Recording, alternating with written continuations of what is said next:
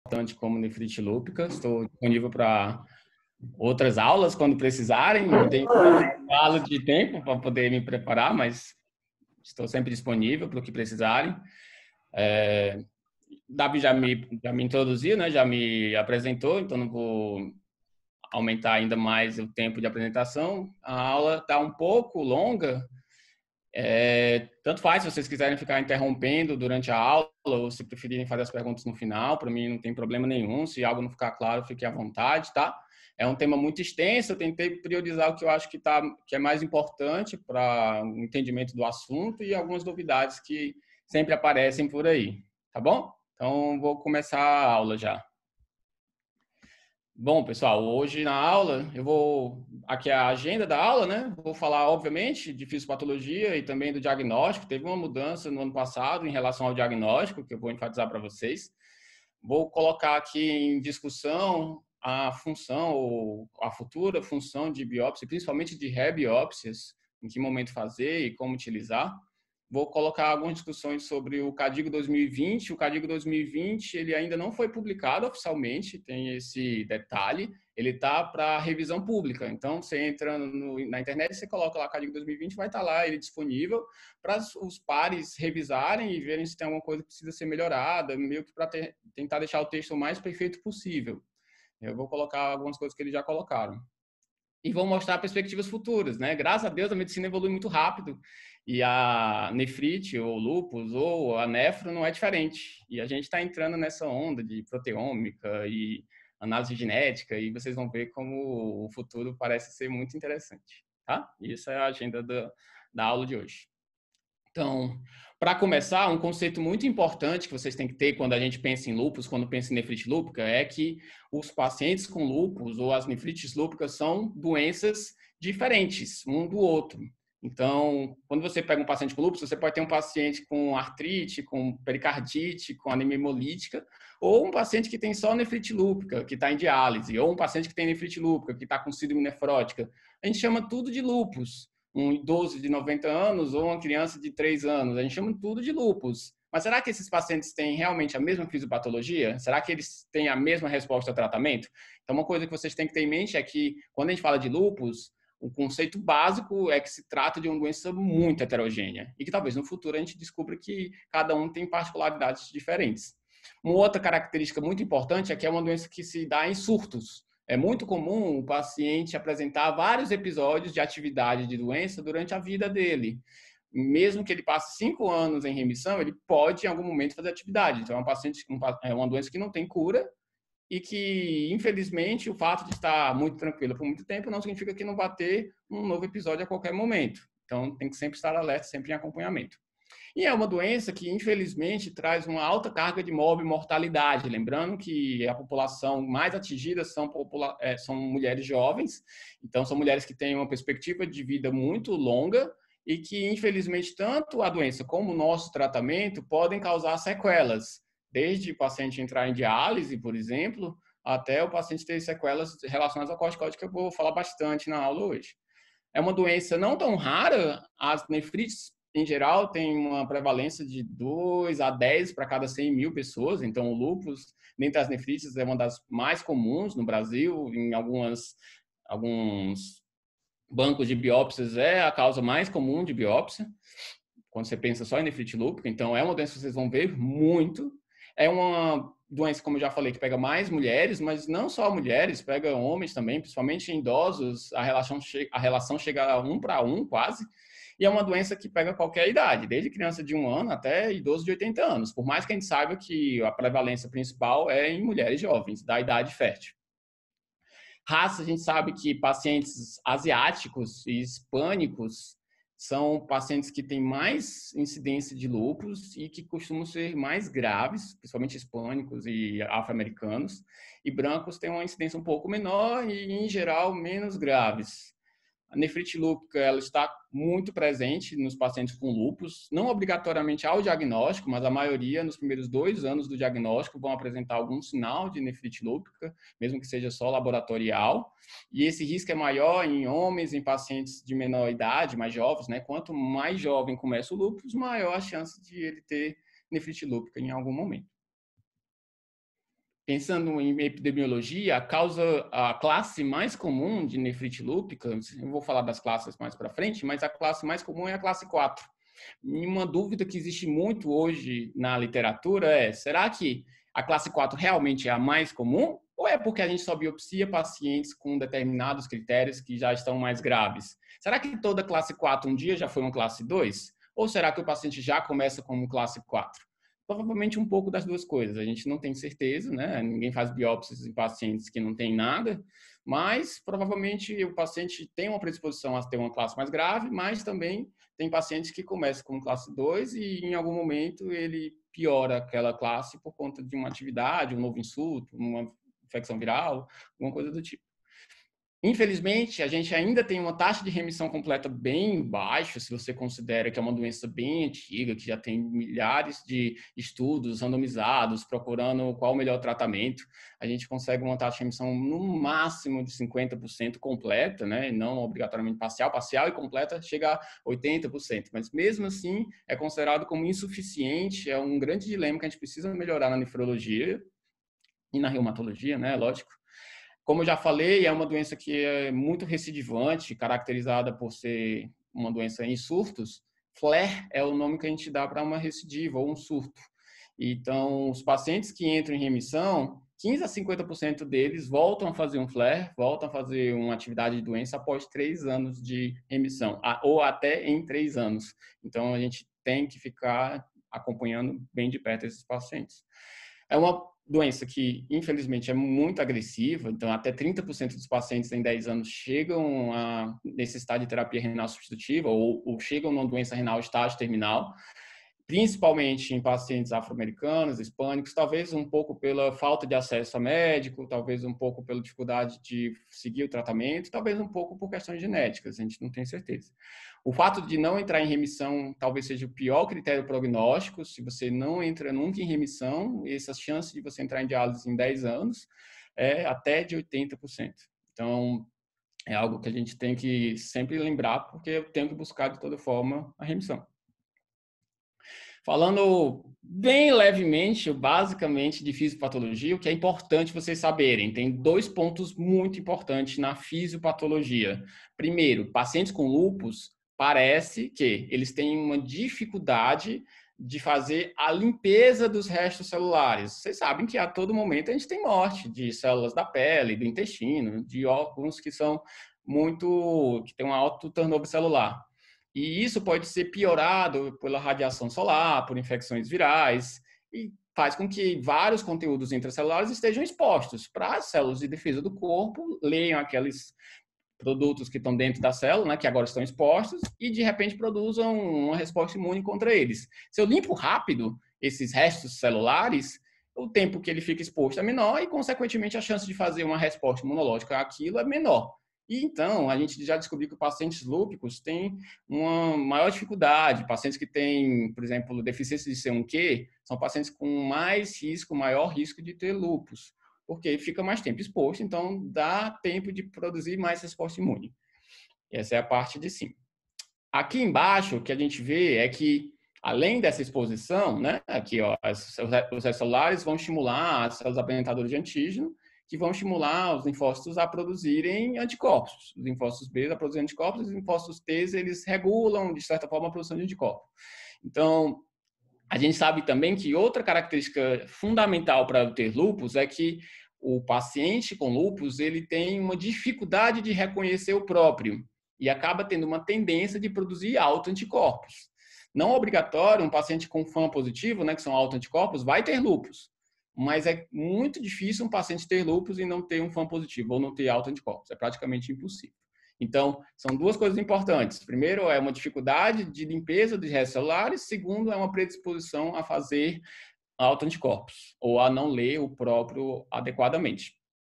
Aqui, eu coloquei estrógeno e infecção como formas de aumentar a resposta imune, aumentar a proliferação de linfócitos T e B. Só mais um detalhe, essa molécula BAFF é um fator ativador de células B. Ela é muito importante para a perpetuação de plasmócitos ou de células B de memória. Então, já viram que o lúpus tem BAFF aumentado, talvez por isso ele consiga ter uma maior produção de autoanticorpos. É algo que mais para frente eu vou falar um pouco mais, mas que está sendo até buscado como um alvo terapêutico.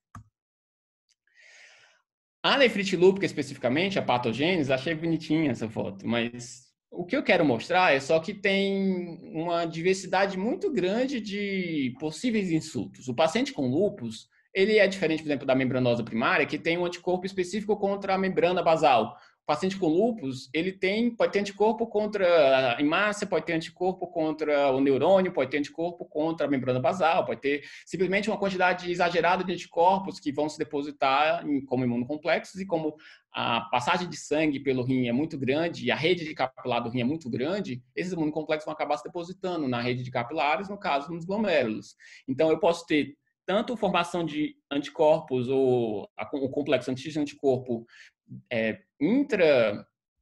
intralocal, né, uma formação local. Eu posso ter a formação fora, né, ele chega aqui como complexo antígeno-anticorpo e acaba se depositando em alguma parte do rim, dependendo do tamanho.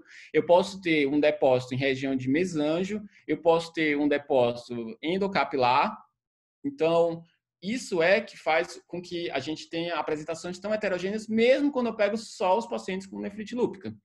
Aqui, por exemplo, eles veem também um depósito ou um anticorpo em região de túbulo. Vocês vão ver, eu vou mostrar mais para frente, que também é muito importante. Além do anticorpo, a gente também tem presença de células neutrófilas e linfócitos plasmócitos também, né? Tanto o linfomono como o polimorfo, que também tem relação com atividade de doença de nefrite lúpica. Então, um casinho bem simples, tá? Nada de desafio diagnóstico, mas para poder ilustrar a aula. Então, uma paciente do sexo feminino com fraqueza e febre há 2 semanas, que tem esses sintomas constitucionais e há um dia está oligúrica, né? Como estava com muita fraqueza, foi no pronto-socorro. Estava hipertensa na entrada, com uma temperatura de 38, sem nada que chamasse mais atenção no exame físico. Sem antecedentes. E aí tinha uma anemia, uma leucopenia, uma plaquetopenia, tem 30 anos, uma creatinina de 2,5. Eu não sei se ela é aguda ou crônica, até prova o contrário, história aguda, creatina aumentada, igual a lesão renal aguda, mesmo não tendo um basal. Não precisa ter um basal para saber que essa paciente tem uma lesão renal aguda. Além dela falar que tem oligúria. Uma albumina de 2,9 e na urina tinha um P/C de 1,6, uma urina de 24 horas de 1 grama, faltou aqui o grama, mais 1 grama, uma hemácia de 400 mil, leucócito de 290 mil. Então, era uma paciente com sintomas constitucionais, com uma urina proliferativa, uma pancitopenia e uma disfunção renal. Com 30 anos, é óbvio, primeira, segunda, terceira, quarta hipótese é lúpus, né? Não é essa a questão. Vem o FAM 1 para 1280, com C3 ainda pendente, que demora para sair, o anti-DNA ainda pendente, e um cúmbis positivo. Ela tem uma anemia hemolítica autoimune. Será que ela tem lúpus? Será que eu consigo confirmar os diagnósticos? Então, resumindo, é uma mulher jovem, com febre, 2 semanas, uma anemia hemolítica, trombocitopenia, leucopenia, lesão renal aguda, proteinúria e um FAM 1 para 80, ou maior que 1 para 80. Então, como eu já comentei inicialmente, os critérios de lúpus, eles mudaram. A American College de Reumatologia e a Liga de Estudo das Doenças Reumatológicas Europeia, né, a Sociedade Europeia e Americana de Reumato, eles entraram num consenso em 2019 e mudaram os critérios diagnósticos que a gente tinha do SLIC, que é de 2012, e do American College, que era de 97. Qual foi o objetivo? Eles viram que esses critérios do American College eram muito específicos, mas não era tão sensível, e o do SLIC ele era muito sensível, mas não era tão específico. A gente conseguia dar diagnóstico só pela biópsia renal, com full house, mesmo uma membranosa com full house.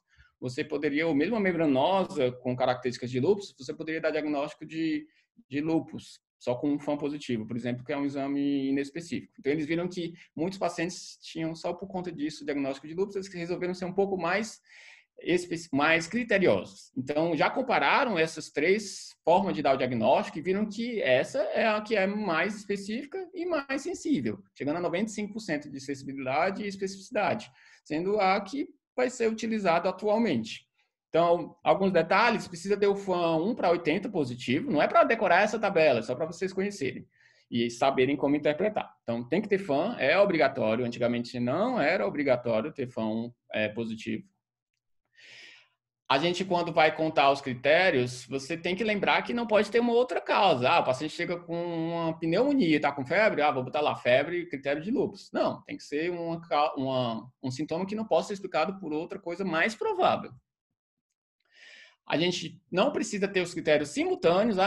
3 anos atrás eu fiz uma artrite, 2 anos atrás eu fiz uma anemia hemolítica, agora eu fiz um quadro renal. É um lúpus mesmo assim. E uma coisa que às vezes o pessoal esquece é que quando eu tenho vários critérios dentro do mesmo domínio, por exemplo, aqui eu tenho o domínio hematológico, leucopenia, plaquetopenia e anemia hemolítica autoimune. Eu vou contar só o que tem mais pontos.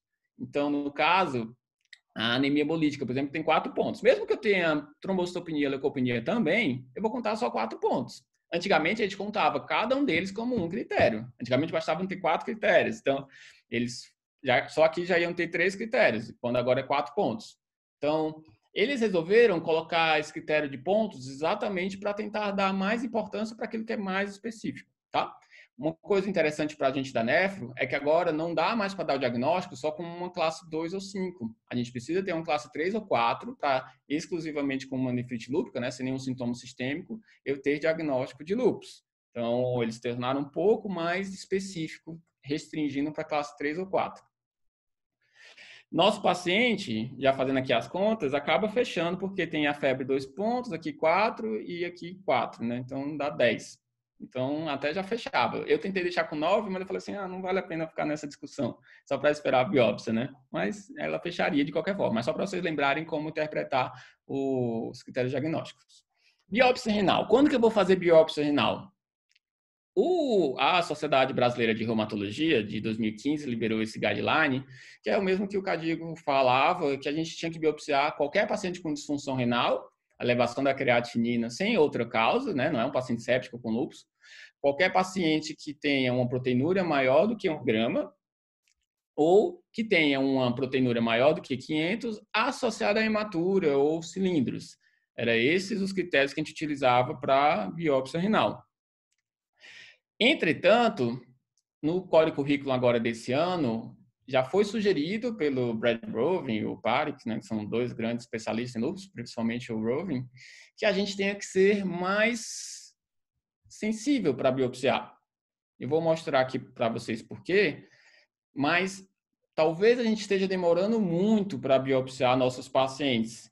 Então, atualmente, a recomendação desse artigo, né, que é uma revisão, qualquer proteinúria acima de 500, mesmo que não tenha hematúria, qualquer sedimento ativo, mesmo com qualquer grau de proteinúria, então um paciente que tem hematúria com sinais de glomerular, né, tipo dismórfica, com uma proteinúria de 0,1, 0,2, qual a chance dessa paciente não ter uma nefrite lúpica na biópsia? Por que eu não biopsio todo mundo, independente da urina? Porque tem muito paciente que eu vou biopsiar e não vai vir nada. Eu quero, de alguma forma, achar alterações na biópsia. Não quero submeter um paciente a um procedimento invasivo sem ter uma chance de encontrar alguma coisa. Então, na verdade, eles agora tentaram restringir os critérios para qualquer sinal de alteração renal, glomerular, né? Não só renal, glomerular. Acima de 500 miligramas é o corte que eles usaram para sugerir que é glomerular a proteinúria. Menos de 500 a gente sabe que pode ser tubular. Na verdade, menos de 1 grama a gente sabe que pode ser tubular. Mas quanto maior a proteinúria, maior a chance de ser glomerular. Certo? Então, fiquem ligados. Talvez a gente acabe biopsiando mais pacientes no futuro. Então, já eu falo mais detalhes de biópsia. Então, na conduta, foi descartado sepsis pré-renal como a causa de lesão renal aguda. Foi feita uma pulsoterapia, uma paciente com diagnóstico de lúpus, com creatinina de 2,5, ninguém tem muita dúvida, anemia hemolítica, né, que ela vai precisar de imunossupressão. Que dose eu faço de metilpred? Eu vou falar mais um pouco para frente para vocês. Ivermectina, lembrem sempre de fazer 0,2 microgramas por quilo. Normalmente a gente faz 0,2 miligramas por quilo. Normalmente a gente faz 2 comprimidos de 6 miligramas. Biópsia renal, sempre pesar risco-benefício. Será que agora, ela com anemia hemolítica autoimune, com 9 de HB, com plaqueta de 95 mil, com disfunção renal, será que a biópsia vai mudar muita coisa? Agora, será que eu não posso tratar essa anemia hemolítica com corticoide, controlar melhor essa pressão, talvez se ela não melhorar, acabar dialisando e ter uma biópsia mais segura, que não vai mudar a minha conduta, eu vou continuar pulsando essa paciente, independente dos achados da biópsia, muito provavelmente vai vir uma nefrite lúpica. Então, algo a se considerar. Quando a gente biopsia, a gente quer classificar que tipo de nefrite a paciente tem, ou que tipo de nefrite lúpica a paciente tem, que classe a paciente tem. Atualmente, a gente tem um critério de 2003, que está sendo revisado, mas ainda não foi liberado oficialmente, que divide em 6 classes. A primeira é a mesangial mínima. A gente tem alteração simplesmente na imunofluorescência, com depósitos em mesângio. A ótica é completamente normal. A classe 2 é quando eu tenho proliferação mesangial. Então, eu começo a ter alterações na microscopia óptica. Tem pelo menos 3 células em região de mesângio. Vejam que as alças estão abertas, ó. Certo? Nem sempre é simples de ver, mas aqui você vê que a proliferação está concentrada só entre as alças, certo? Então, aqui é uma classe 2. Só já adiantando, na classificação nova que eles vão liberar, eles vão restringir isso aqui a 4 células, porque 3 células é muito inespecífico, que é o mesmo que eles usam na IgA, por exemplo. Classe 4, quando você tem proliferação endocapilar. Veja que aqui a gente já não consegue ver direito os vasos, então, porque tem células dentro do vaso. E aqui é uma questão de nomenclatura, eles ao invés de chamar de proliferação, eles vão chamar de hipercelularidade, porque às vezes o que tem dentro é neutrófilos ou linfócitos, não obrigatoriamente células endoteliais, que era o que a gente considerava antigamente. E mesmo assim é uma proliferação, é um sinal de mau prognóstico, é uma doença proliferativa, então não obrigatoriamente precisa ser célula própria. Aqui só o detalhe das setas é que tem trombose também, tem microangiopatia trombótica.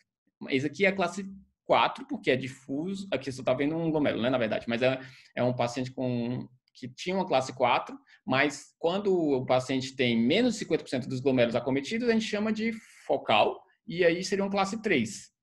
Na classificação nova, eles vão tirar essa diferença, porque o prognóstico não muda, se é classe 3 ou se é classe 4. É tudo proliferativo, o diagnóstico é igual e o tratamento é igual e o prognóstico é igual. Então, no futuro, provavelmente, né, assim, não está ainda liberado, mas vai ser 3/4 ou simplesmente proliferativo. Aqui é a classe 5, você não tem proliferação, pode ter classe 3, 4 mais 5, né, mas se for só 5, você não tem proliferação endocapilar, mas tem aqui, como vocês podem ver, o espículas, né, na prata. Então, você tem alteração na membrana basal, caracterizada por depósito subepitelial. Essa é a classe 5. E a classe 6, eu não coloquei aqui, é quando você tem mais de 90% dos glomérulos esclerosados sem sinal de atividade, que é a glomerulonefrite crônica do lúpus.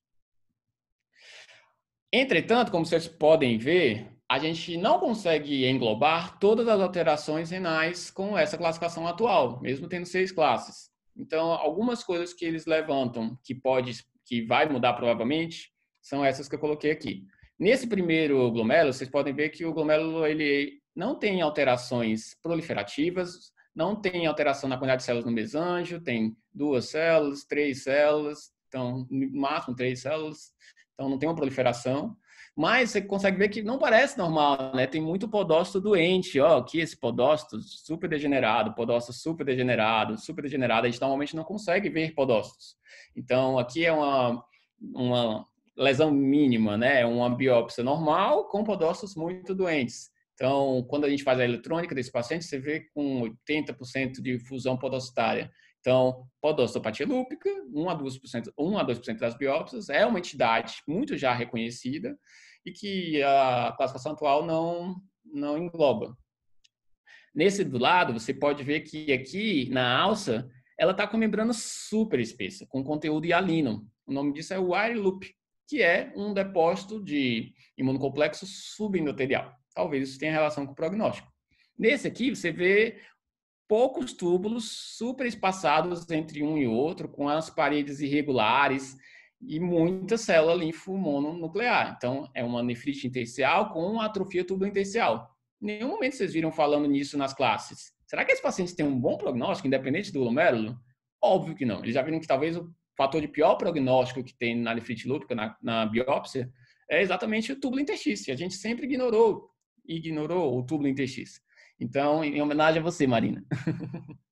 E aqui você tem a microangiopatia trombótica. Até 30% dos pacientes podem ter microangiopatia trombótica na biópsia, e isso é sinal de mau prognóstico. Desconfiem sempre, o paciente que tem uma hipertensão aguda, uma piora aguda da função renal. A gente sabe que nefrite lúpica pode ser aguda, pode ser intensa, pode ter necrose, fibrinoide, mas não é o comum. O comum é ir aumentando a creatinina aos poucos, principalmente paciente jovem, que tem muita reserva, que ainda não teve outras atividades. É claro, o paciente que já teve 1000 atividades, às vezes uma nova piora é o suficiente para aquela reserva que já foi embora, para aquela creatinina subir. Então, quadro mais agudo, sempre pensa em microangiopatia trombótica. Isso tudo a gente não engloba na classificação atual, tá? Tratamento. Nossa, vou começar o tratamento, porque é muita coisa. Então, essa imagem, você olha assim, nossa, o que tem a ver com tratamento, né? É uma analogia a cardio, né? Nossa amiga cardio. Porque tempo para eles é muito importante. Tempo é miocárdio.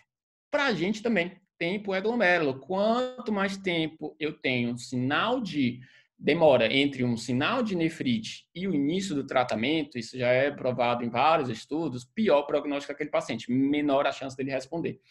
Talvez por isso que a gente tenha que biopsiar mais precocemente.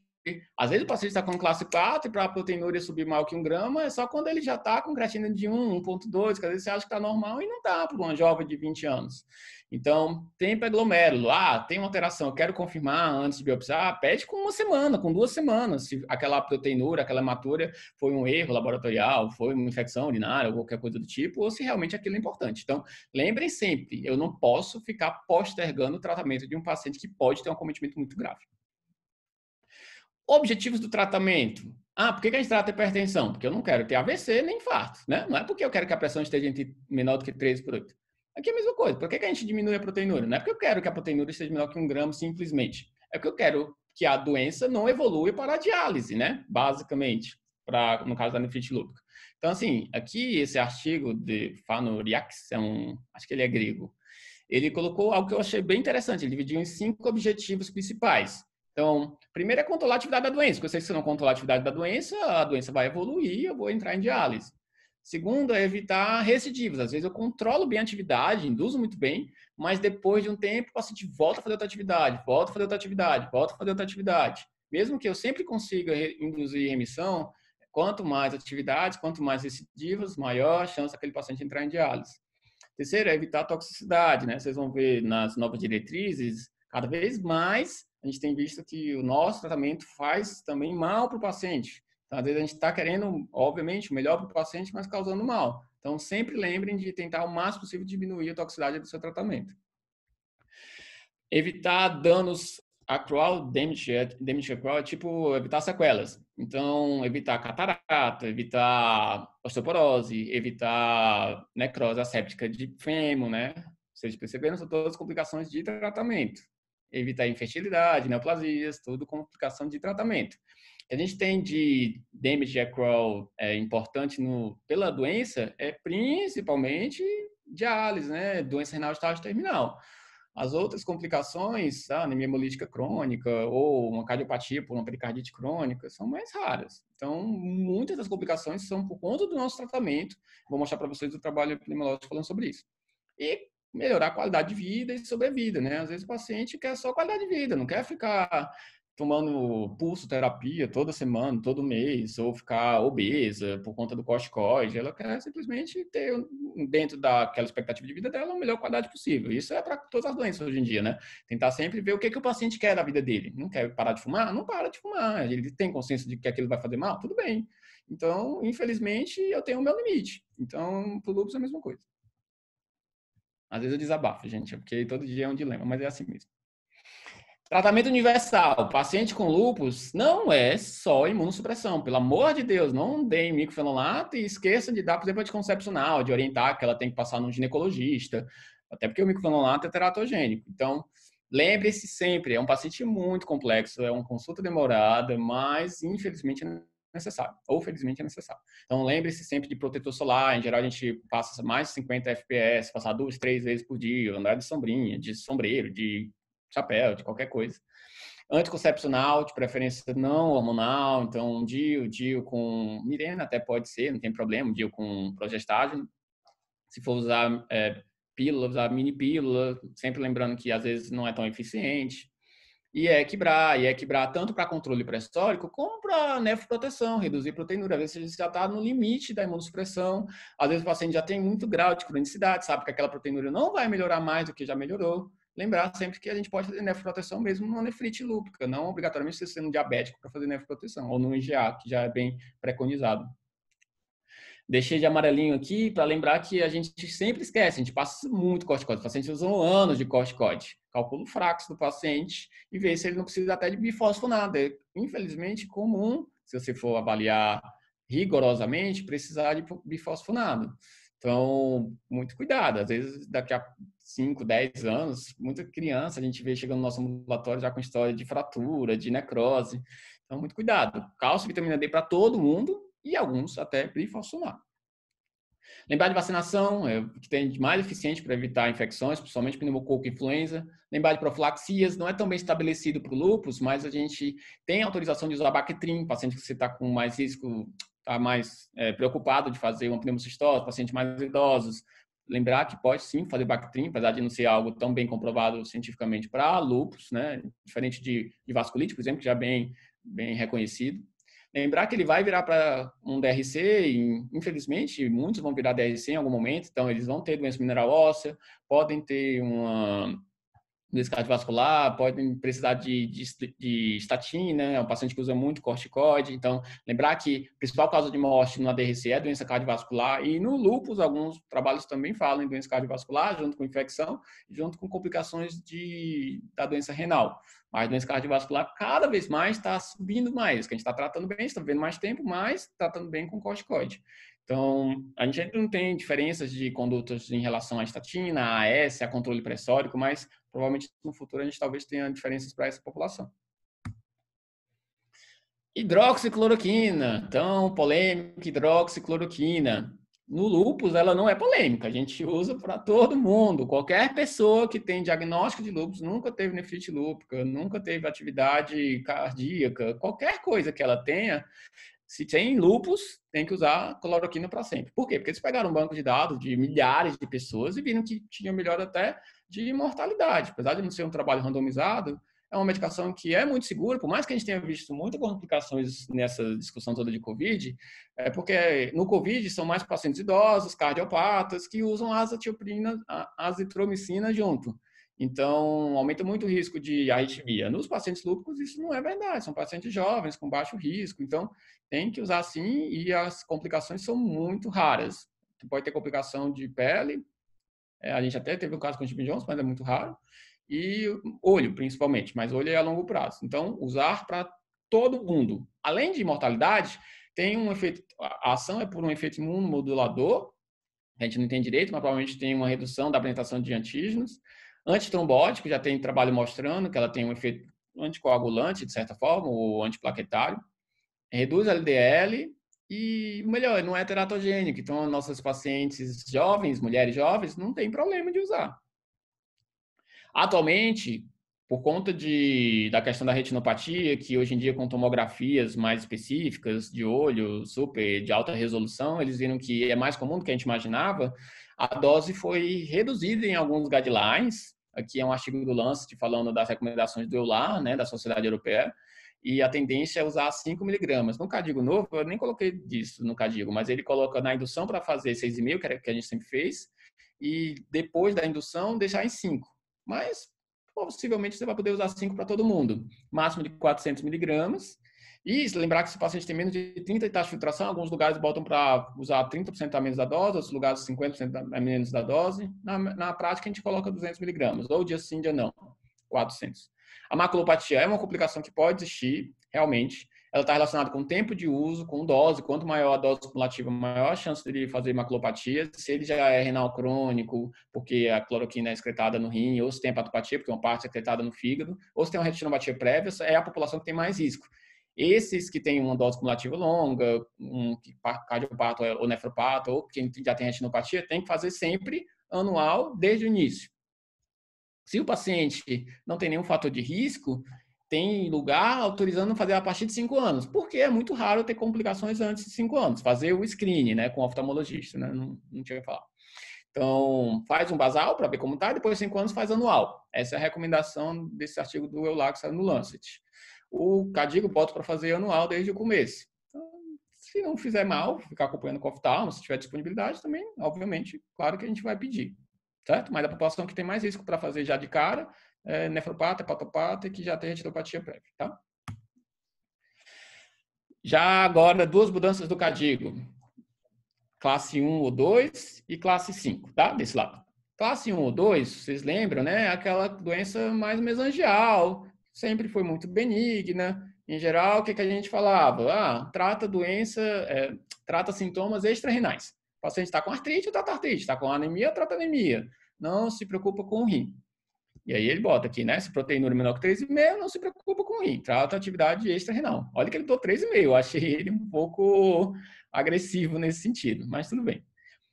Quando ele tem um proteinúria menor que 3,5 ou uma síndrome nefrótica, albumina baixa, edema, a gente já se preocupa um pouco mais. Por quê? Doença mesangial causa síndrome nefrótica? Não. Não tem como perder proteinúria por uma doença mesangial simplesmente. Mas, lembra que eu falei, podostopatia lúpica não tem uma classe específica para ela. Ela muitas vezes vai estar classificada como classe 1 ou 2. O paciente não tem proliferação, para ter podostopatia lúpica não pode ter proliferação endocapilar e tem só uma doença de podócito que vai ficar como classe 1 ou 2 e por isso tem síndrome nefrótica, porque tem uma doença de podócito. Então, nesse caso, com síndrome nefrótica, eu penso em doença de podócito e vou tratar igual lesão mínima. 1 mg por quilo de prednisona por 12 a 16 semanas e desmama em mais 4 meses, 6 meses. Ótimo prognóstico, tá? Então, isso ele deixou mais claro. Ele já botava uma observação no antigo, mas agora ele ficou mais claro que tem que lembrar sempre da podostopatia lúpica. Na classe 5, ele manteve-se relativamente conservador também, mesma coisa, botou menor que 3,5, fazer só nefroproteção, não imunossuprimir. É uma doença que, diferente da classe 5 primária, não costuma remitir espontaneamente. Então, ele fala para você começar e quebrar, mas se o paciente mantivesse com proteinúria, principalmente acima de 1 grama, apesar de nefroproteção, você sim pode usar o imunossupressor, tratando como classe 5 do lado da síndrome nefrótica, tá? Não tem problema. E lembrar que antigamente a gente para classe 5 fazia o micofenolato ou ciclofosfamida, mas com os estudos mais atuais, essa gama de possibilidades aumentou. Lembrando que a tendência atual é usar menos ciclofosfamida pelos efeitos colaterais, que eu vou falar um pouco mais para frente. Então, talvez priorizar as outras e não ciclofosfamida. O Eular até tira a ciclofosfamida como opção de terapia na classe 5. E lembrar que se você tiver que escolher uma só, a primeira escolha é o micofenolato, como eu vou mostrar mais para frente. Aqui é da onde eles se baseiam. Classe 5 é uma entidade que é rara, classe 5 pura, né, isolada, é rara, é 5 a 10% das biópsias, não tem trial randomizado só com classe 5, então tudo que a gente tem é tirado de outros trials e juntaram tudo nesse aqui, que é uma meta-análise, né, com todos os poréns da meta-análise é o que a gente tem. Então, nessa meta-análise, eles usaram esse método SUCRA, que eu fui estudar um pouco, é quando você vê a área sobre a curva cumulativa de acordo com as respostas com determinadas medicações, comparando com o desfecho. Então, no caso, o desfecho aqui foi remissão, que é remissão completa, e aqui eles viram um ponto negativo, taxa de infecção. Então, o que tem melhor resultado, simplificando, é micofenolato, foi quem teve maior relação com remissão completa, apesar de também ter maior relação com infecção. Mas daqui da ciclofosfamida para o micofenolato não teve diferença estatística. Então, a ciclofosfamida teve uma relação com remissão completa só de 40%, igual à asa, só que com o dobro de infecção da asa. E o micofenolato teve mais ou menos a mesma quantidade de infecção, mas com muito mais remissão. Então, daqui que o Eular tirou, que é melhor fazer o inibidor de calcineurina ou o micofenolato como primeira opção o micofenolato, e colocou a asa como uma opção, algo que a gente às vezes esquecia, que podia usar a asa como indução para a nefrite lúpica. Corticoide sozinho, nunca.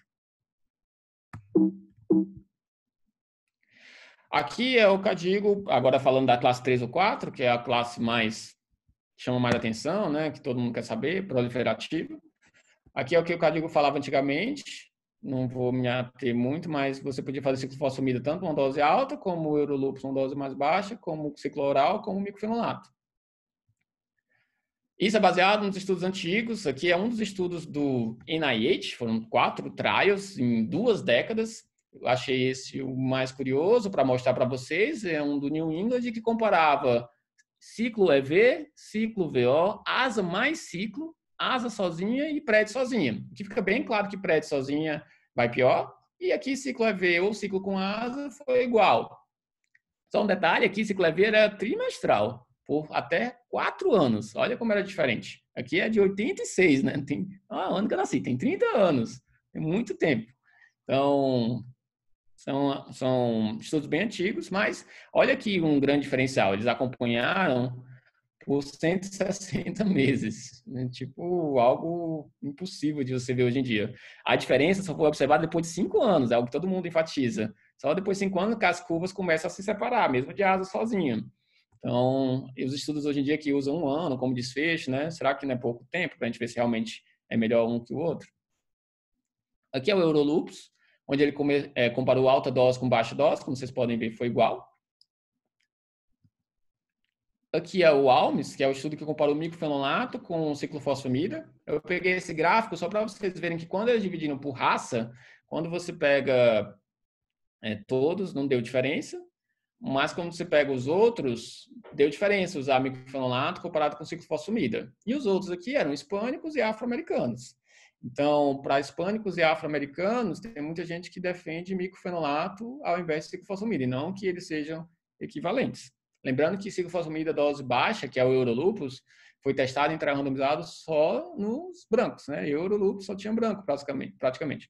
Até eu vi na literatura tem trial pequenininho com outras raças, mas que o N era muito pequeno para tirar alguma conclusão.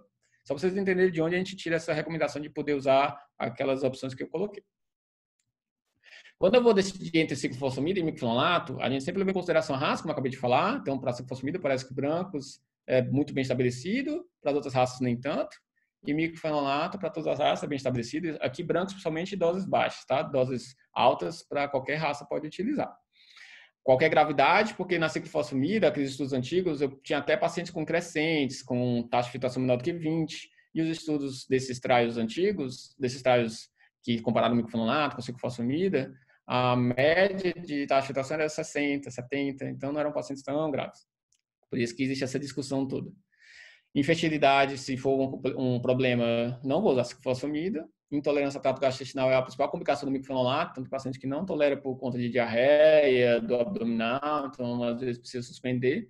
Ciclofosfamida tem relação com risco de neoplasia, então se eu estou mais preocupado, tem um histórico familiar positivo, talvez seja um problema. Se o paciente tem problema com aderência ao microfenolato, vai ser um problema, porque é VO, ciclo eu posso fazer EV, eu garanto que ele está tomando. E os dois têm a mesma taxa de infecção e também são teratogênicos do mesmo jeito. Então, isso não vai ser levado em consideração. O que o Cardigo Novo bota? Então, algumas mudanças. Ele coloca que corticoide mais dose baixa de ciclofosfamida ou microfenolato é a primeira opção para classe 3 ou 4. Então, aqui ele tirou ciclo VO e ciclo EV em dose alta. Ele também coloca que deve ser priorizado redução de corticoide ou esquema com corticoide minimizado. Vou mostrar para vocês mais para frente por quê. Aqui não tem valor de recomendação, é mais um ponto prático, porque não tem um estudo comparando grande, mostrando o benefício realmente da dose baixa, mas baseado em estudos observacionais e o que eles veem na prática clínica. Pacientes que têm alto risco de infertilidade ou mulheres jovens, falando de outra forma, ou mesmo homens, viu? Homens têm muita azoospermia com ciclofosfamida. Pacientes que tenham risco de uso de ciclofosfamida por conta de histórico de câncer de bexiga, tabagistas, pacientes talvez asiáticos, hispânicos e afro-americanos, priorizar microfenolato. Isso ele deixou mais claro. Então, algumas mudanças que eu quis enfatizar em relação ao Cardigo Novo, que não foi ainda publicado oficialmente. Corticoide, né? O Almes, com aquele estudo de 2009, ele fazia esse esquema, não quero que vocês vejam, decorem, mas era uma dose considerada alta de corticoide e depois chegava em 10 e só baixava se o médico quisesse baixar depois de 10. O mínimo que ele aceitava era 10 miligramas, como se fosse uma dose baixa. E aí, com o tempo, a gente foi vendo que o corticoide, na verdade, eu achei que a gente já soubesse há muitos anos, mas enfim, eles enfatizaram que nos últimos anos saíram mais artigos mostrando que o corticoide realmente é deletério, mesmo em dose baixa, por conta da dose cumulativa. Então, aqui eles usam dose cumulativa em gramas, depois façam uma simulação, mas imagina um paciente com 15 anos de idade com diagnóstico de lúpus. 20% dos pacientes têm diagnóstico antes dos 20. Quando tiver 40, essa dose cumulativa vai estar 3 vezes essa daqui que está aqui de 18 gramas. A chance dele fazer catarata chegou a ser 580 vezes maior do que um paciente que não usava corticoide. E a chance de osteoporose, 58 vezes maior. Imagina uma criança, né? E aí é o que a gente vê na prática mesmo. Esse artigo de 2018. Aqui, ele comparou um método para reduzir corticoide a longo prazo. E aqui ele comparou fazer 1 mg por quilo ou fazer pulsos de 500 mg mensais, mantendo meio miligrama por quilo. Esse grupo ADU é esse grupo que fez pulso com meio miligrama por quilo. Então, quando eles vão ver as complicações que o paciente tem relacionadas ao glucocorticoide, teve 5 vezes menos complicações, o grupo que fez pulso, mais meio, comparado com miligrama por quilo. Teve menos eventos cardiovasculares, 4 vezes menos. E a complicação relacionada com o lúpus foi igual. Também não é um randomizado, mas é o que a gente tem de evidência. Então, mostrando que corticoide, talvez em menor dose, seja tão eficiente quanto, mas mais maléfico. Baseado nisso, o mesmo cara lá, o grego lá importante, do estudo do lúpus, sugeriu esse sistema de estratificação do corticoide, de acordo com gravidade. Eu não lembro dele ter deixado bem clara a gravidade, mas talvez grave aqui seja paciente com disfunção renal aguda, com crescentes, com síndrome nefrótica grave, que eu posso fazer pulso de até de 500 a 1 grama. O Cadigo novo, ele bota pulso de 1 a 3 dias, 250 a 1 grama. Então, individualizar de acordo com a gravidade do paciente. O paciente que tem uma classe 4, mas que está com creatina de 1 e tem uma proteinúria de 1, está com síndrome nefrótica, talvez eu faça um dia de pulso, 250, 500 miligramas, e já mantenho meio miligrama por quilo. Aqui, ó, ele colocando meio como dose máxima aqui do grau moderado, 0,6 como máximo no caso grave, no caso com crescentes, chegando no máximo 40 a 50.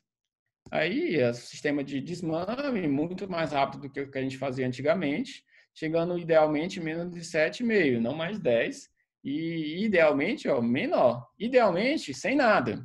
Vou falar mais para frente. Certo? Então, corticoide, quanto menos, melhor. É óbvio, tem que individualizar. O paciente está com anemia hemolítica autoimune, ainda está muito descompensado, ainda está em diálise, talvez seja mais agressivo. Mas quem tiver já diabetes, complicações, está com uma osteoporose já, ou paciente muito novo, talvez seja melhor a gente usar uma dose menor. Nosso paciente fez uma biópsia, veio uma classe 4 com crescentes, tinha MAT, tinha IFTA moderada, fiz prednisona meio miligrama, já tinha pulsado, né? Já tinha pulsado, cloroquina, microfenonato 720, 720, era uma mulher jovem, não tinha tido filhos, e as medidas gerais que eu já falei para vocês. A urina continuava com hematúria, tinha uma proteína de 2 gramas, que era 1, tinha uma creatina de 2,5, que estava estável, aqui 6 meses depois. E tinha uma albumina de 3, era 2,9, né? E aí? Rebiopsia? Não dá para a gente discutir, né? Mas, hoje em dia, a discussão não é nem se rebiopsia, mas quando se rebiopsia. Existem vários esquemas que estão sendo discutidos. Um deles é biopsiar sempre que necessário, né? Então, o paciente que fez uma nova lesão renal aguda, o paciente que fez uma nova síndrome nefrótica, fez uma nova atividade, talvez tenha indicação de biópsia para entender o que está acontecendo. Será que é uma MAT? Aí não adianta imunossuprimir tanto, talvez eu tenha que anticoagular. Será que é uma anemia? Será que é uma lesão renal aguda da sepse, uma nefrotoxicidade, não obrigatoriamente uma alteração relacionada ao lúpus? Outra discussão é, será que eu tenho que biopsiar todo mundo após a indução? Aqui a gente já sabe mais ou menos que se for para biopsiar, não é só com 6 a 9 meses. 6 a 9 meses é muito pouco. Muita gente ainda tem atividade, mesmo esses que ainda têm atividade vão apresentar remissão depois. E a biópsia da manutenção, essa sim talvez seja mais discutida. Está com 2 anos de indução e fez manutenção, e o paciente mantém com 1,5 grama de proteinúria, será que ele é muito crônico, não vai melhorar mesmo, por isso que ele ainda tem essa proteinúria, ou será que ele ainda tem atividade e eu tenho que ser mais agressivo na manutenção, ou fazer uma nova indução? Essa é uma das indicações que estão sendo mais defendidas ultimamente. Esse trabalho é só para mostrar a falta de correlação clínico-anatomopatológica. Então, aqui é os pacientes que tinham remissão completa na biópsia, remissão completa nos critérios clínicos, e metade deles tinham atividade maior do que 3, que é considerado alto. Então, mesmo em remissão clínica, o lúpus ainda estava muito ativo. E aqui, ao contrário, pacientes que na biópsia estavam totalmente sem atividade, sem proliferação, e mais da metade deles tinham ainda proteinúria. Então, dos dois lados, pode ter falta de correlação clínico-anatomopatológica. Aqui é mostrando o pessoal da Argentina que publicou esse trabalho, em 2018, mostrando um protocolo de biópsia protocolar, né? Um protocolo de biópsia protocolar. E nesse caso foi feita uma biópsia, se não me engano, com 2 anos, e eles viram que com 2 anos, quem ainda tinha atividade maior do que 3, praticamente quem tinha menor do que 3 não fazia mais remissão depois que eu tirava a terapia de manutenção, eles fizeram a manutenção e fizeram a biópsia. E aí eles tiraram a manutenção de todo mundo, né? Deu 2, 3 anos, tiraram a manutenção de todo mundo. Quem tinha atividade maior do que 3 na biópsia de protocolar, ainda fez remissão no tempo de acompanhamento deles. Quem tinha menor do que 3 não fez. Então, fez muita diferença. Talvez esses pacientes com mais de 3 não tivessem que tirar a manutenção, certo? Então, quando eu suspeito de uma necessidade de uma nova biópsia, existem as indicações que eu nunca mais vou fazer a biópsia e as que eu vou considerar refazer a biópsia. Então, fiz a indução, né? Biopsiei a primeira, né? Fiz a indução e aí tem os possíveis desfechos. O paciente não respondeu e persiste com uma proteinúria nefrótica. Vou rebiopsiar? Não. Esse paciente, ele não respondeu, já tinha uma biópsia que mostrou que era Nephist lúpica em atividade, provavelmente é só um paciente em atividade refratária ao tratamento. Eu preciso fazer um tratamento para a doença refratária, que eu vou falar mais para frente. Se ele está sendo nefrótico, é muito pouco provável que ele seja só um crônico, certo? Paciente que teve piora da função renal, então talvez valha a pena rebiopsiar para ver se realmente a doença evoluiu demais e virou tudo fibrose, ou se tem alguma outra causa. Voltando aqui. Paciente que teve remissão completa, se fez um novo flare, se o paciente tinha uma classe proliferativa, não vou rebiopsiar, porque já viram que a maioria dos pacientes que tinham na primeira vez uma classe proliferativa, na segunda, na terceira e na quarta vão ter de novo. Se tinha uma classe não proliferativa, eu vou rebiopsiar, porque uma parte deles vai mudar para proliferativa, se fizer um novo flare. E o paciente que tem uma resposta completa sustentada, é aquilo que eu falei, pode ser que ele ainda esteja em atividade e que ele vai fazer uma nova atividade quando eu tirar a manutenção. Então, esse talvez eu tenha que rebiopsiar para ver se eu vou poder tirar ou não. Isso é uma sugestão, gente. A gente sabe que isso não é ainda a realidade da maioria dos serviços. Biópsia é um procedimento invasivo. Não quero que vocês saiam biopsiando todo mundo, mas lembre-se que às vezes pode ser necessário para alguns pacientes que vocês às vezes querem tirar a imunossupressão e estão na dúvida se devem tirar ou não, por exemplo. Aqui é só mostrando que 52% dos pacientes que fizeram rebiópsia tiveram alguma mudança no tratamento, sendo a maioria deles redução da imunossupressão. Às vezes eles iam manter a imunossupressão mais tempo, eu rebiopsiei e vi que não tinha atividade, que era só uma proteinúria crônica por conta de esclerose e que por conta da biópsia eu reduzi a imunossupressão, tá? Então, é sim um procedimento que pode ter sim muita diferença de desfecho. Alguns pacientes vão se manter refratários. Aquele nosso paciente lá, no nosso caso, tinha ainda uma proteinúria maior do que o que era antes, tinha a função renal que não tinha melhorado nada, uma albumina ainda baixa de 3, então não parecia estar melhorando muito, né? Talvez nem rebiopsiasse, porque eu iria considerar simplesmente como uma doença refratária. Em 2015, lá na Ásia, esse autor, Liu, ele publicou uma nova opção de tratamento. Ele chamou de multitarget quando ele usou micofenolato, 1 grama de 12 em 12 do mofetil, mais tacrolimus, com nível sérico de 4 a 6, mais prednisona. Isso, quando comparado com o ciclo EV, foi melhor em 24 semanas, em 6 meses. Aquilo que eu estava falando, será que o tempo faz diferença? Então, nesse trabalho, eles viram que talvez multitarget seja mais eficiente do que ciclo EV como indução. Esse trabalho eu não coloquei aqui, mas eles tiveram mais infecção com o grupo multitarget, mas não teve diferença estatística, mas é uma preocupação que eles têm de aumentar o risco de infecção. Então, tem que ter cuidado com esse esquema novo. Quando você vai ver em 18 meses, os pacientes que mantiveram manutenção, o grupo ciclo manteve com asa, o grupo multitarget manteve com multitarget de manutenção. Eles não tiveram mais diferença. Então, talvez talvez a ciclofosfamida demore mais para alcançar a remissão.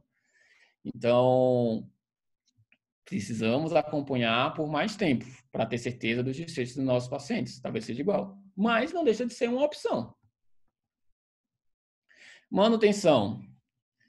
A gente sempre fez 2 anos de manutenção, foi o que a gente sempre aprendeu como necessário para fazer no lúpus, obviamente individualizando para quem não alcançava a remissão completa. Esse trabalho foi uma continuação do MANTEN, que é um trabalho que compara o miclofenolato com azatioprina na manutenção. E aqui eles acompanharam um long-term follow-up, né? Acompanharam por mais 10 anos, depois dos 2 anos, mantendo o paciente com a manutenção, se necessário. E aí eles viram que, no decorrer de 10 anos, não teve diferença dos dois. Esse estudo foi diferente do ALMS, que aquele primeiro eu não coloquei aqui, porque senão ia falar lá de milhares de estudos, que teve diferença do miclofenolato. O miclofenolato foi mais eficiente. E um dos dois mostrou que, quando se viu quem que teve que interromper mais o tratamento, com asa teve mais interrupção, por conta de leucopenia ou de hepatotoxicidade. Foi mais comum interromper asa do que interromper miclofenolato. Então, por conta disso, o Cadigo coloca que a manutenção deve ser priorizada com o miclofenolato, principalmente se a indução foi com miclofenolato. Se a indução foi com ciclofosfamida, talvez não faça diferença. Asa é uma ótima alternativa, mas principalmente para quem não tolera ou para quem não tem possibilidade de usar miclofenolato, que é caro, nem todo mundo tem disponível. Aqui no Brasil ainda não tem, teoricamente, liberado pelo CID de lúpus, ou quem pensa em gravidade, já que a asa pode usar na gravidez. Na manutenção, ele enfatiza que corticoide tem que ser desmamado, tem que ser retirado o mais rápido possível, reduzido o mais rápido possível. E olha só, ele bota descontinuar corticoide sempre que possível, principalmente se alcançar a remissão completa com 12 meses. Ou após 12 meses de remissão completa, desculpa. Considerar a redução completa de corticoide, tirar tudo de corticoide. Olha só. Alguns tratamentos promissores, né? O que está aparecendo aí na literatura? Eu vou falar do voclosporina, principalmente. Então, inibidor de calcineuridina voltou para os holofotes na nefrite lúpica. A gente tinha parado de usar, porque esse inibidor de calcineuridina é nefrotóxico, a gente sabe que é. Talvez tacrolimus menos do que os outros. Esse voclosporina é uma fórmula nova da ciclosporina e que mostrou-se ser menos nefrotóxico, bem menos nefrotóxico, que é o que eles estão testando. Tem um estudo fase 3 em andamento, que é o Aurora, e esse Aurora, se não me engano, é fase 2. O obinutuzumab, que é uma versão mais moderna do rituximab, ele é completamente humano, então tem menos efeito colateral e ele consegue causar uma depressão mais intensa do CD20. Anifrolumab é um inibidor de interferon, vou mostrar mais para frente por que a gente está considerando ele como uma opção. Tem um estudo fase 2 desse tulip, já tem estudos, já tem prévias liberadas com bom resultado, com maior incidência de remissão. O belimumab, que é um inibidor do BAFF, lembra que eu falei da fisiopatologia? O BAFF estimula a proliferação de plasmócitos e de células B de memória. Então, talvez inibindo o BAFF eu consiga ter maior taxa de remissão, ou que eles têm pensado mais em termos de fisiopatologia, que eu consiga ter menor recidiva, uma redução das recidivas. Belimumab mais rituximab também vem sendo estudado. Belimumab mais rituximab, porque o rituximab aumenta o BAFF, ninguém sabe exatamente por quê, mas possivelmente porque ele também reduz células T reguladoras, e aí talvez célula T reguladora baixa acabe tirando a regulação sobre os produtores de BAFF. Esses são os principais. Só um adendo, saiu a prévia do Bliss Lupus Nephritis no europeu. Eu não consegui ler a prévia, não foi publicado, mas teve bom resultado, tá? Vai ter um call no final do mês. Chique falar call, né? Mas vai ter um call no final do mês. Aí depois a gente descobre mais, mas daqui a pouco eles devem liberar os resultados, mas com bons resultados, então fiquem atentos. Belimumab já tinha bom resultado para não nefrite lúpica, né? Lúpus em geral, e agora saiu para nefrite lúpica. Então, o voclosporina, esse é um estudo de 2018, fase 2, mostrando que depois de 50 semanas não teve diferença dose alta, dose baixa, ou aqui é comparando miclofenolato, corticoide e placebo, ou miclofenolato, corticoide e voclosporina, tá? Não era sem tratamento. Então, o nosso medo de nefrotoxicidade em 50 semanas não mostrou-se real e mostrou que alcançou mais remissão completa, tanto dose baixa como dose alta, certo? Remissão completa tanto em 24 como 48 semanas comparado só com miclofenolato. Aqui tem um detalhe que é interessante de ver, que os pacientes de 24 para 48 semanas, de 6 para 12 meses quase, eles mantiveram aumentando a taxa de remissão. Isso é algo que a gente via também nos outros estudos. Então, não avaliem lúpus só com 6 meses. A maioria dos pacientes ainda vai ter atividade mesmo na biópsia. não é por isso que eu vou manter a indução, eu posso já trocar para manutenção, porque eles continuam entrando em remissão no decorrer do tempo. E a manutenção tem ação, sim, como imunossupressora e como indutora de remissão também. Esse estudo tem um grande porém, que eles mostraram um aumento de mortalidade em pacientes com baixa dose. Teve 10 mortes, o placebo 1 e alta dose 1 ou 2. É estranho, baixa dose ter 10 e alta dose 1, né? Não faz sentido pensando no efeito da droga. Eles acham que foi algum problema da seleção dos pacientes. Essas mortes foram todas no Sudeste Asiático, praticamente. E aí saiu uma prévia também do Aurora, que é o fase 3. Também não saiu publicado, né? Não vou conseguir dar muitos detalhes, mas o fato é que todos os desfechos que avaliam qualquer sinal de remissão parcial, completa, ou um desfecho composto, ou só proteinúria menor que 0,5, que foi o que eles consideraram completa, foi tanto mais rápido como foi mais frequente em pacientes com voclosporina comparado com microfenolato. Então, vai sair mais coisa por aí. O rituximab, eu não falei do LUNAR, mas foi um trial grande com rituximab que não mostrou benefício. E aí eles foram estudar essa população novamente, eles viram que os pacientes que fizeram 0 CD19, 0 linfócitos B, tiveram maior taxa de remissão. Aqui foi os que fizeram 0 e aqui foram os que não fizeram 0. Então, tanto em 52 como em 78 semanas, teve mais remissão quem alcançou 0. Então, talvez eu tenha que aumentar a dose dos que não alcançaram 0, ou eu saiba já de início que a depressão a gente avalia em 30 dias, em 15 dias é o pico de depressão do linfócito B, mas eu posso ficar fazendo quinzenal por 1, 2 meses, a gente ainda não sabe exatamente como acompanhar. O fato é que se eu vejo que ele fez 0, ótimo, posso esperar, vai demorar, ó, aqui a mesma coisa, 52 para 78 semanas, eles ainda aumentaram a taxa de remissão. Então, pode demorar, mas é um ótimo sinal prognóstico. Se não fez 0, talvez eu já troque o esquema de imunossupressão ou eu tenho que fazer uma dose maior na segunda vez, certo?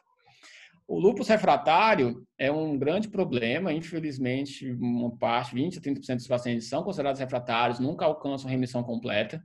Aqui é um fluxograma que o Rovin botou, que eu achei, ele é um gênio, né? Mas assim, eu achei muito coerente. Então, assim, sempre lembrar de avaliar a aderência. As pacientes lúpicas jovens, quem acompanha ambulatório sabe, elas fazem muito queixa do corticoide, tem acne, fica com xingode, diabética. Então, realmente, para mulheres jovens é extremamente danoso.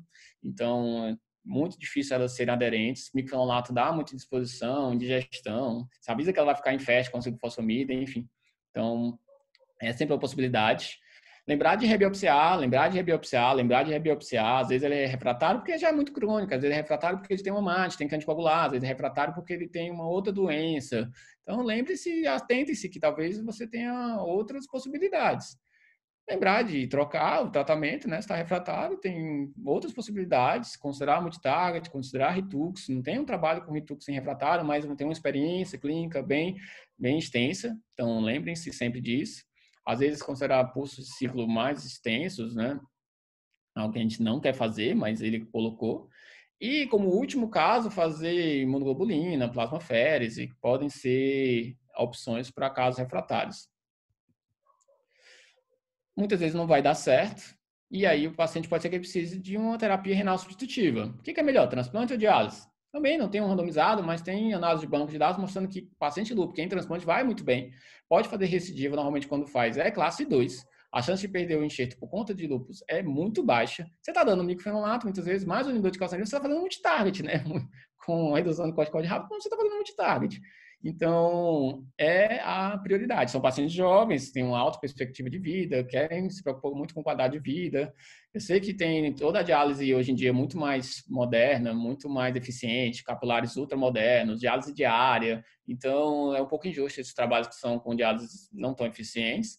Mas, até o momento, a prioridade é para transplante, tá? Mas sempre considerando peritoneal, também pacientes jovens, manter diurese residual por mais tempo, tem super benefício. Vou começar com cateter, talvez o peritoneal seja melhor até do que hemo, enfim, mas é uma discussão para outro dia.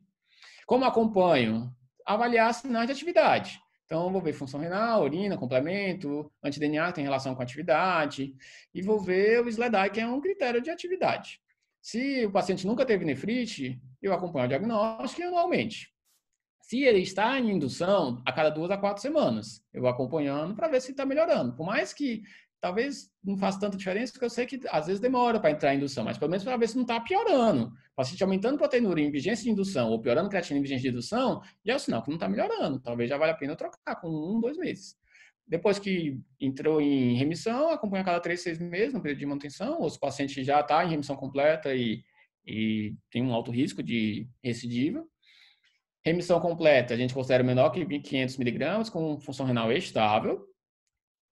Talvez, não sei se você sabe, mas 500 miligramas é totalmente aleatório. Foi os critérios que eles colocaram nos trials e daí virou 500 miligramas. A gente não sabe se 500 realmente é o número mágico. Hematúria tem lugar que coloca como critério para remissão, outros lugares colocam que não faz diferença. Apesar de a gente saber que pode sim ter relação com o prognóstico, a evidência é não homogênea. E remissão parcial quando cai mais de 50% para menos de 3,5, então tem que ficar abaixo de nefrótica, e a creatinina manter-se estável, tá? Isso são os critérios oficiais do CADICO. E aí, tem uma análise de 2 grandes trials, o Eurolupus e, se não me engano, o ALMS, onde eles pegaram os pacientes que entraram em remissão e foram avaliar. Vem cá, será que em 5, 10 anos esses pacientes tiveram diferença de desfecho de acordo com os critérios de remissão? E aí eles viram que, ao invés de usar 500 miligramas, se usar 800 miligramas como critério de remissão, a capacidade prognóstica, de bom prognóstico desse critério foi mais sensível, tão específico quanto um valor preditivo positivo maior e um valor preditivo negativo igual e o valor preditivo negativo maior.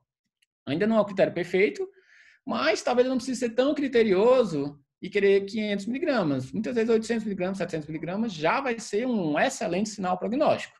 Aqui com 12 meses, não é com 6 meses que eles avaliaram. Aqui, quando eles consideraram somando com creatinina mais quantidade de hematúria, a diferença baixou bastante a sensibilidade, a especificidade aumentou, é claro, mas acabou que eles consideraram que esse aumento de sensibilidade não foi compensado pela baixa da especificidade. Essa redução da sensibilidade não foi compensada pela baixa da especificidade. Então, a princípio, a tendência é considerar-se proteinúria menor que 0,8, algo que até, inclusive, o novo CADIGO coloca. Uma coisa que é interessante falar é que existem diversos scores de atividade de doença, né? Como eu já mostrei para vocês, tenho que acompanhar se o paciente continua com algum sinal de atividade ou não. Esse é um só que eu coloquei, preciso decorar, é o LL-DAS. Só uma coisa que eu achei interessante que eu quis enfatizar é que ele colocou como critério de remissão o paciente estar com dose baixa de prednisona. É o que eu falo sempre nas visitas, não adianta nada eu estar com 0 proteína, creatina de 0,5 e o corticoide de 70 miligramas. É péssimo para o paciente, péssimo prognóstico, alta chance de complicações. Então, eu tenho que, nem que eu precise aumentar o micfenolato ou associar outro imunossupressor, eu tenho que tirar o corticoide de qualquer maneira. Ele aceita aqui até 7 mil, em alguns lugares aceita só até 5. Então, só quis enfatizar que remissão não é só proteinúria zero e sem artrite, sem rash.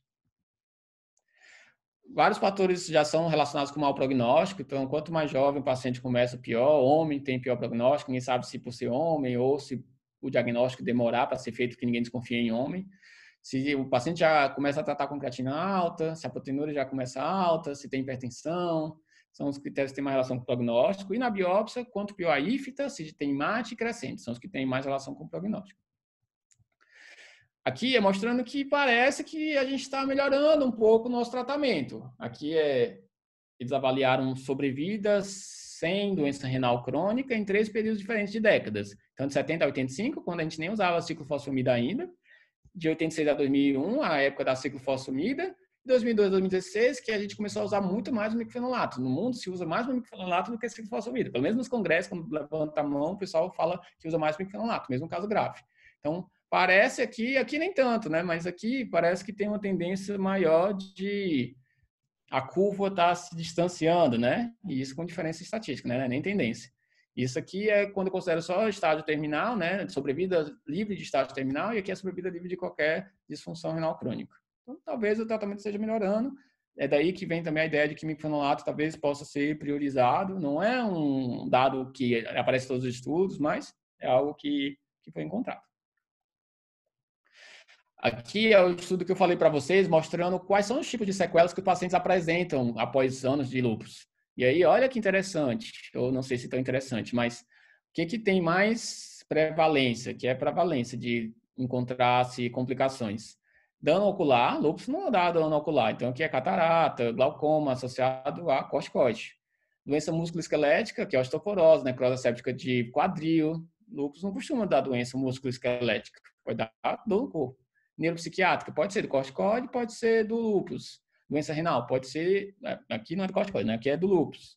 Então, talvez 3 das principais tenham relação com o corticoide. E em 2016, a prevalência foi maior do que em 2012, quando eles foram avaliar o coorte.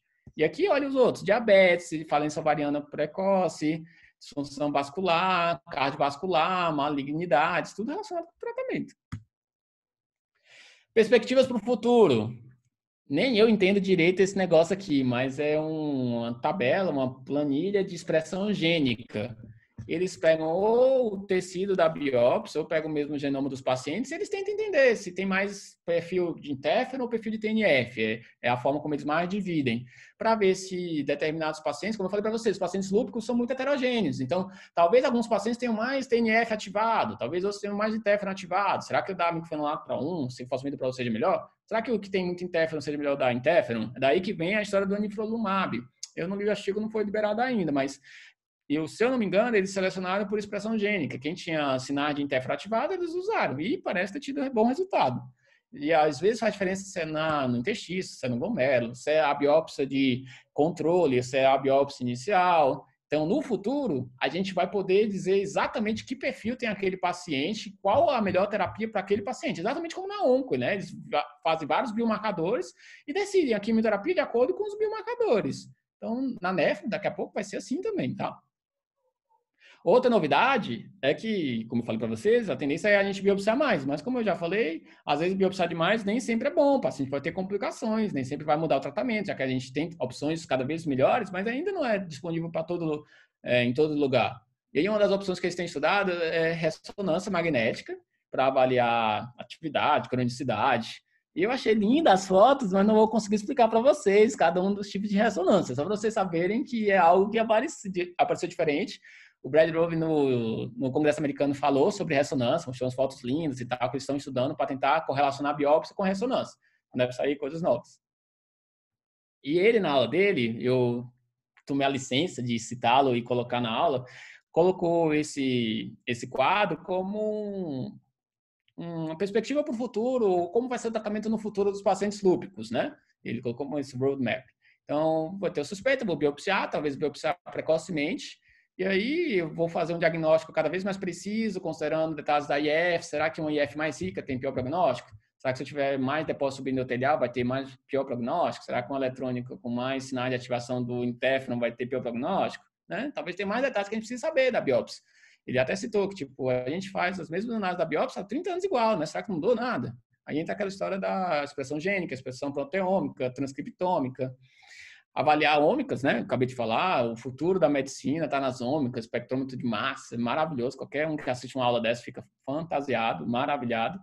E talvez avaliar por inteligência artificial, né? Os patologistas não vão gostar, mas talvez avaliar por inteligência artificial, proporção mesmo de lesão, quanto que tem proporção endotelial exatamente. Você sabe que tem muita diferença em vários, quando vocês vão considerar a mesma biópsia, a análise de diferentes patologistas, chega a ter divergência de 30% a 50% na classificação, tanto de atividade como de cronicidade. Então, talvez algo mais reprodutivo faça mais diferença.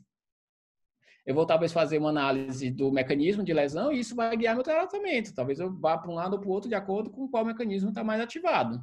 Se ele tem ou não resposta clínica, eu vou fazer uma nova biópsia, né? Às vezes mesmo com resposta clínica. Vou fazer de novo a mesma avaliação e às vezes eu vou continuar ou tirar o tratamento, ou eu vou simplesmente dizer que ele não tem mais prognóstico, definir diálise, né?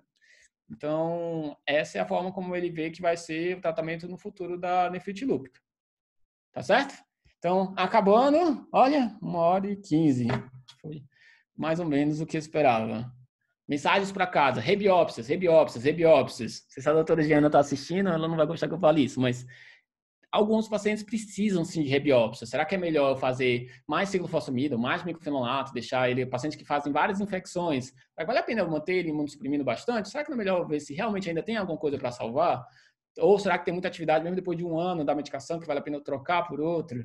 Então, É algo que a gente cada vez mais vai fazer mais. Sempre, sempre, sempre tem que pesar custo-benefício, ver se eu tenho disponível outra opção de tratamento. Eu tenho um multitarget, tenho um tacrolimus disponível, por exemplo. Será que faz diferença fazer multitarget com ciclosporina? A gente não sabe.